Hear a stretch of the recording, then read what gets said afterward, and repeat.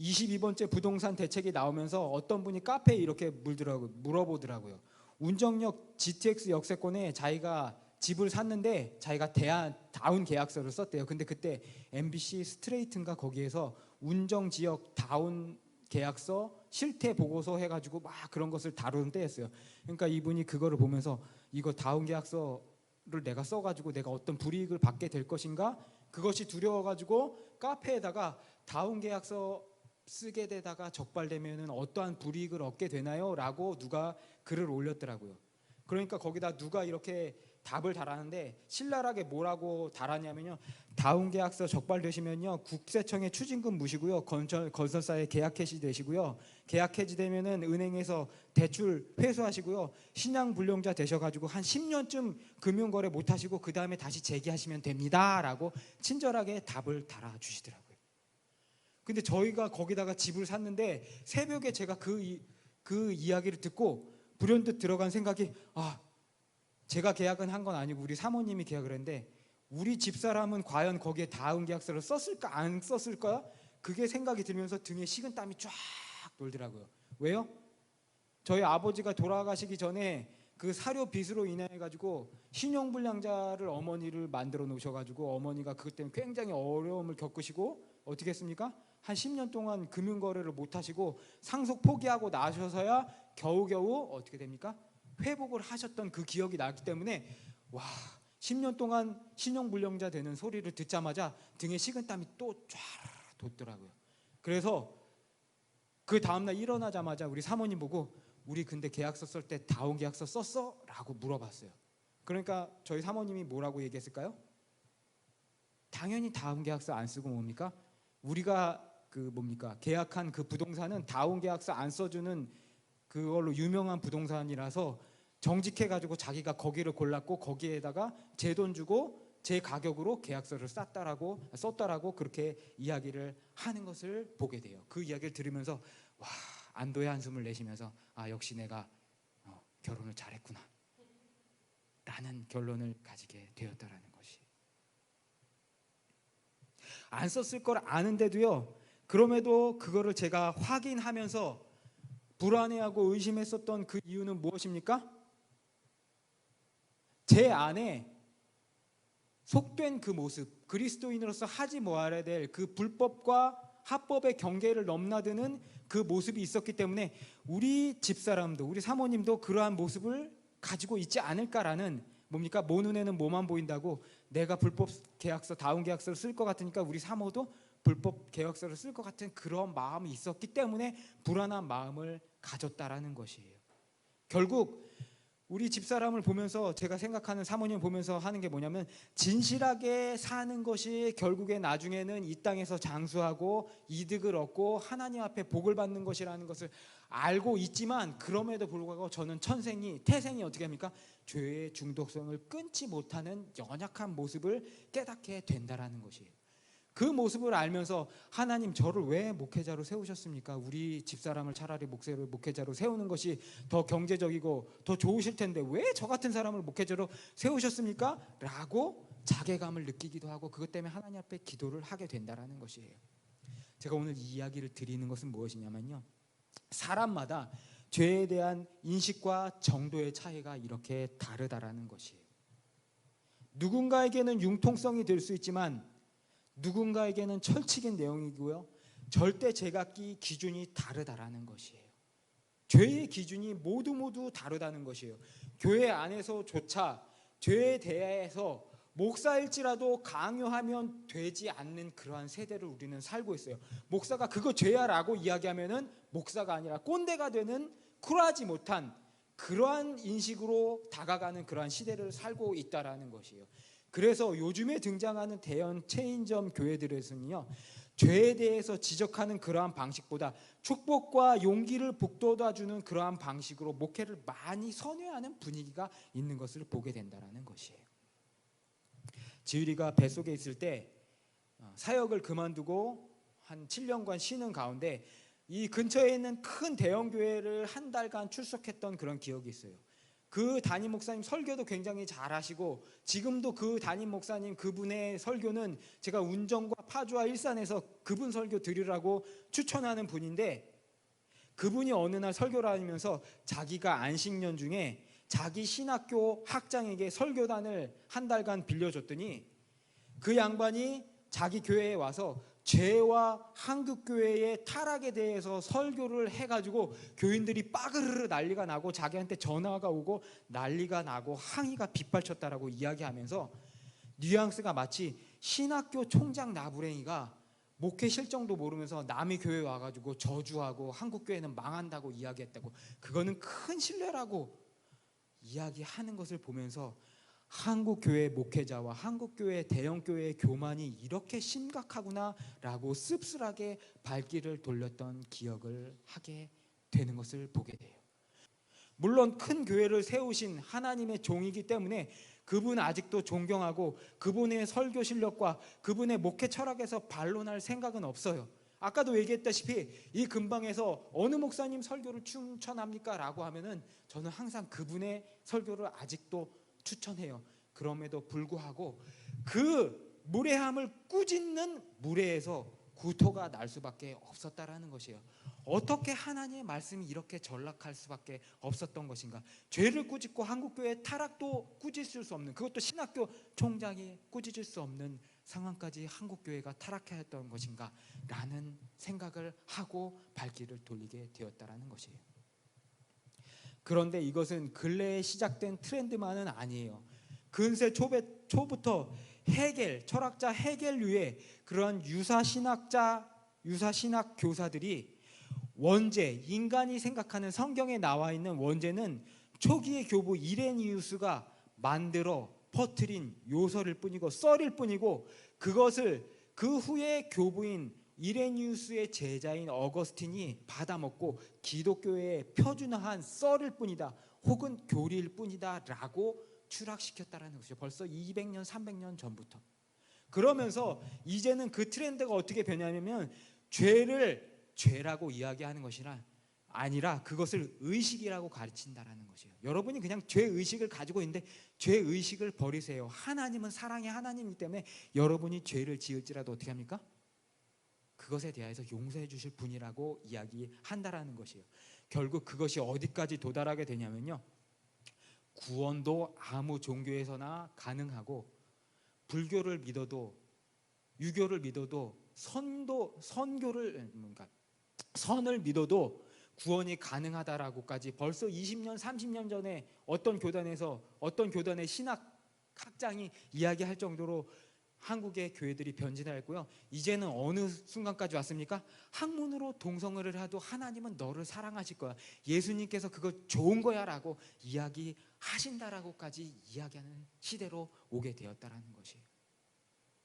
그리고 어떤 그 교단의 목사들은 동성애 축제에 가서 하나님 이름으로 축도도 해주고요, 그 교단에서는 그 목사를 치리해야 될까 말까를 가지고 빠그르르 난리가 나고 치리하면 된다 안 된다 라고 싸우고 있는 시대라는 것이에요. 이제는 남녀 간의 음행이나 간음은 그래도 남녀가 하는 거니까 창조의 질서는 어기지 않았으니까 죄는 아니다, 좋은 것이다 라고 인식되는 그러한 말세지말의 세계를 우리가 살고 있다라는 것이에요. 결국 이런 목회자의 탈을 쓴 자들, 그들이 이것은 죄가 아니고 고대의 교부들이 주입시킨 의식일 뿐이고 의식의 문제일 뿐이고, 자신들은 결국 그 고대인의 주술로부터 너희들을 풀어줄 성각자라고, 그리고 그것이 예수의 사랑의 본질이라고 포장하는 시대에까지 우리가 도달하게 되었다라는 것이에요. 그들은 이렇게 이야기해요. 인간의 최대의 행복은 인간의 최대의 쾌락이라고 이야기를 해요. 그러므로 여러분이 행복하기 위해서는 학문 성교도 괜찮고, 여러분이 최대 행복을 느끼기 위해서는 뭡니까? 결혼 생활 외에 뭡니까?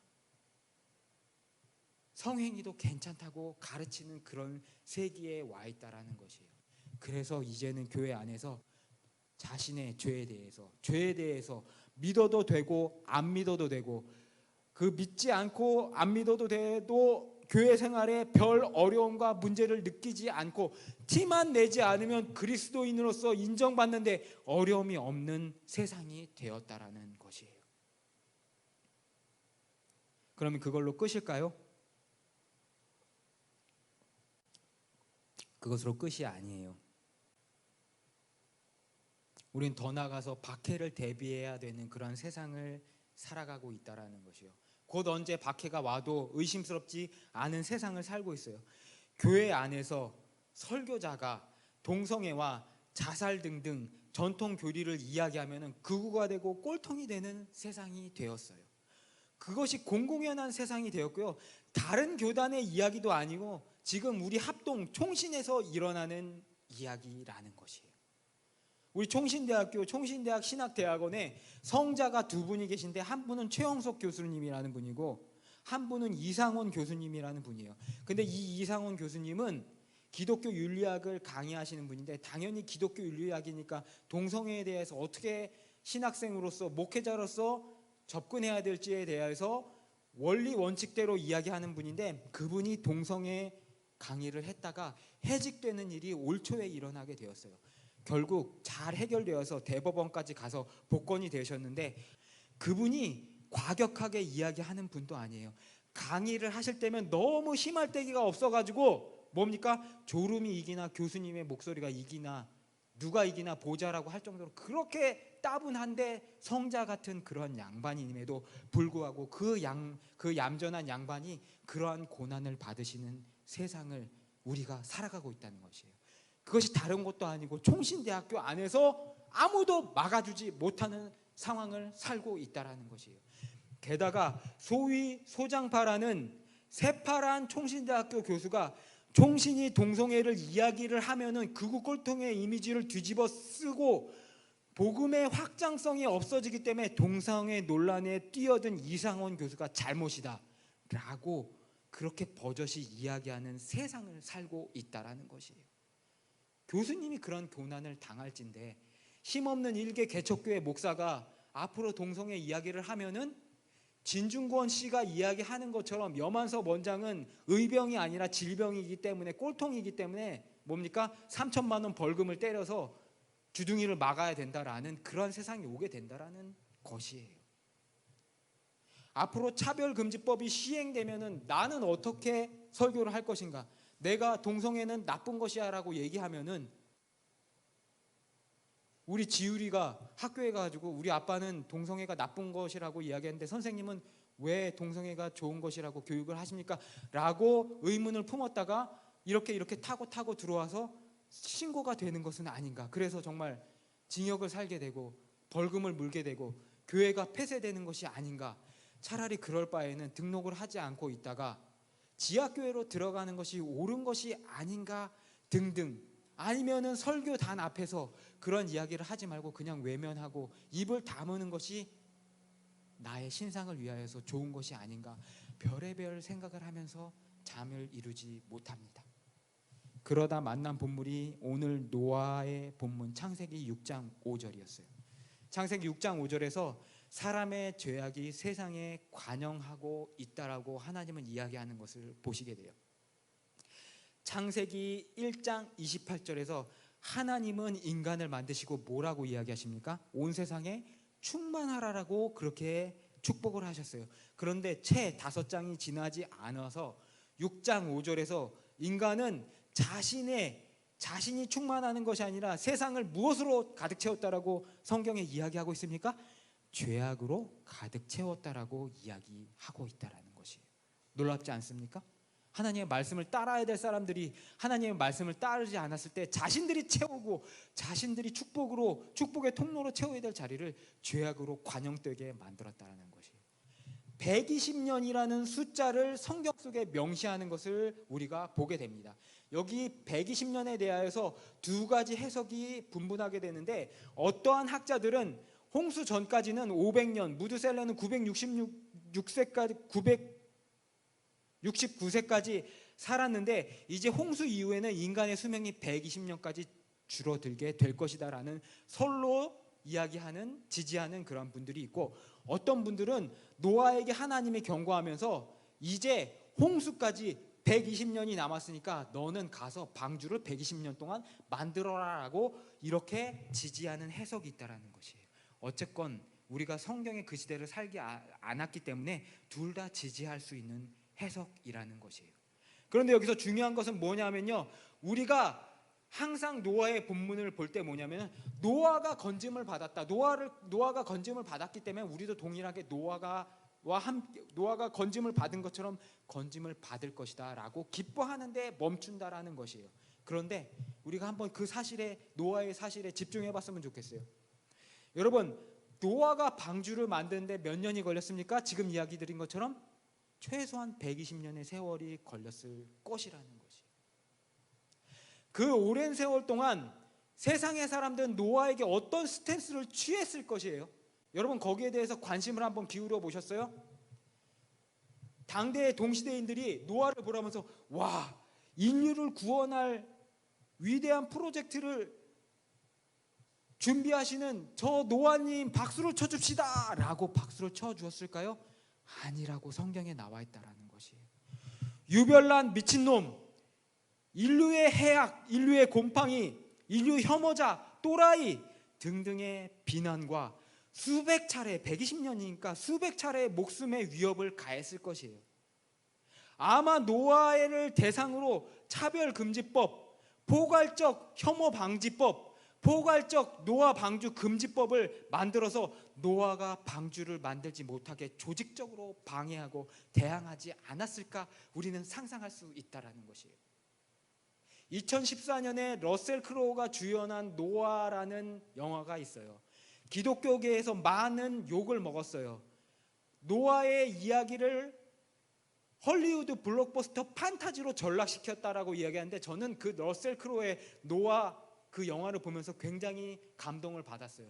노아가 120년 동안 어떤 고난을 받았고 결국에는 노아가 글래디에이터에서 나오는 러셀 크로우 그 검투사의 이미지의 노아로 변하게 되었는지, 자신이 칼을 들지 않고 칼을 들고 한 손에 흑손을 들지 않으면은 방주를 완성시킬 수 없었던 그 노아의 삶을 러셀 크로우가 얼마나 잘 연기했는지 그의 영화를 보면서 가슴속에 우리 기독교인의 이미지를 보게 되었다라는 것이에요. 느헤미야 시대 때 바벨론으로 포로 잡혀갔던 이스라엘 백성이 돌아와서 하나님의 말씀을 따라서 하나님이 명하신 성벽을 수축했을 때 그 이스라엘의 원 땅에 살고 있었던 원주민들이 어떻게 했습니까? 이스라엘 백성을 지속적으로 방해했어요. 그냥 만들지 말아라가 끝이 아니라요, 성벽을 수축할 때 등에 와서 칼을 꽂고 죽이는 일을 했어요. 그래서 오죽하면 어떻게 합니까? 산발락과 도비아를 막기 위하여서 한 손에는 흑손을 들고 한 손에는 검을 들고 성벽을 수축했다라고 이야기하는 것을 보게 돼요. 그러면 노아 한 사람이 방주를 만들었을 때 그 동시대에 그 지역에 있는 사람이 노아를 120년 동안 과연 가만 두었을 것이냐라는 것입니다. 어떤 미친놈이 산꼭대기에 올라가서 배를 짓겠어요? 나무가 많아서 산꼭대기에 올라가서 배를 지었다라고요? 배를 만드는 데는 나무 외에도 많은 재료들이, 필수 재료들이 필요해요. 그리고 인력들이 필요해요. 결국에는 동네에서 아니면 항구에서 지어야 되는 게 맞아요. 근데 왜 산으로 올라갔어요? 얼마나 목숨이 위태로우면 그 아라렛산, 그 가까운 그 위로 올라가서 120년 동안 낑낑매면서 그 방주를 만드는 처절한 삶을 살았겠냐라는 것이에요. 1대 99, 1대 인류의 싸움을 노아가 싸우고 있었다라는 것이에요. 그가 얼마나 스트레스를 받았을까요? 오죽하면 홍수가 끝나고 노아가 그 외상 후 스트레스 장애 PTSD를 이기지 못해서 아랫도리가 훌렁 까지는 것까지 모를 정도로 술에 취했겠어요. 노아가 타락해서 그 포도주를 마신 게 아니라요, 너무 120년 동안 세상 사람들의 박해와 뭡니까? 죽임과 그것을 피해서 돌아다녔던 그것이 외상 후 스트레스로 장애로 남았기 때문에 저는 술을 마시지 않고 그것에 취하지 않으면 세상을 살 수 없었기 때문에 그가 진탕 죽도록 마시지 않았을까라고 저는 추측을 해본다라는 것이에요. 누가복음 17장 22절을 찾고 오늘 말씀을 마치도록 하겠습니다. 누가복음 17장 22절입니다. 22절부터 26절까지 읽겠습니다. 시작. 또 제자들에게 이르시되 때가 이르니 너희가 인자의 날 하루를 보고자 하되 보지 못하리라. 사람이 너희에게 말하되 보라 저기 있다, 보라 여기 있다 하리라. 그러나 너희는 가지도 말고 따르지도 말라. 번개가 하늘 아래 이쪽에서 번쩍이어 하늘 아래 저쪽까지 비침같이 인자도 자기 날에 그러하리라. 그러나 그가 먼저 많은 고난을 받아야 이 세대에게 버림바 되어야 할지니라. 26절이요. 노아의 때 된 것 같이 인자의 때도 그러하리라. 아멘. 노아의 때 된 것 같이 인자의 때도 그러하리라. 노아가 방주에 들어갔던 날까지 사람들이 먹고 마시고 장가들고 시집가더니 홍수가 나서 그들을 다 멸망시켰으므로 인자가 나타나는 날도 이러하리라. 아멘. 하나님의 편에 설 것인가? 아니면 그냥 죄에 적당히 타협하실 것인가? 분명히 이 시간 하나님은 우리에게 선택하라고 강요하셔요. 그 선택 앞에 어물쩡하는 자에게는 예수께서 분명히 이렇게 얘기하셨어요. 무릇 자기 목숨을 보존하고 하는 자는 잃을 것이요 잃는 자는 살리라 라고 선택을 강요하신다라는 것이. 사랑하는 성도 여러분, 다가올 환난을 대비하는 삶을 사시기 바랍니다. 하나님 앞에 간구하시기 바라요. 우리가 악 앞에 무릎 꿇지 않게 하여 주시옵소서. 우리